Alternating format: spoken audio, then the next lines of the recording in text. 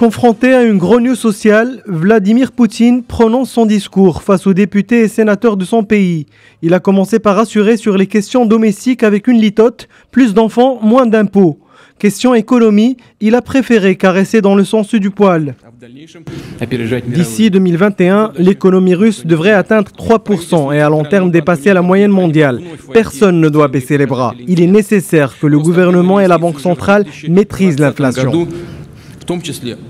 Dans le lexique du hard power et après s'être félicité sur ses avancées militaires, les nouveaux missiles développés par Moscou, Vladimir Poutine hausse le ton contre la politique de Donald Trump. Laissons la confrontation pour une puissance globale comme les États-Unis. Il me semble que nos partenaires ne savent pas comment et à quel point et vers où le monde est en train de s'orienter. Ils continuent de prôner des politiques destructives et évidemment fausses. Cela va à l'encontre de l'Amérique elle-même, mais ce n'est pas à nous de décider. Question nucléaire, Poutine accuse les États-Unis de violer eux-mêmes le traité sur les forces nucléaires à portée intermédiaire dit INF et dont ils se sont eux-mêmes retirés.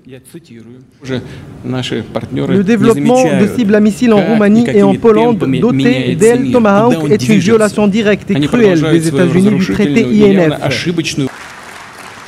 Moins d'un an après avoir été réélu pour un 4e mandat avec un score sans précédent en près de 20 ans de pouvoir, le président russe voit sa cote de confiance dégringoler à ses plus bas niveaux depuis l'annexation de la Crimée en 2014. Selon plusieurs sondages, c'est la première fois depuis 2013 que les Russes pessimistes dépassent les optimistes. 55% jugent Poutine personnellement responsable des problèmes de la Russie.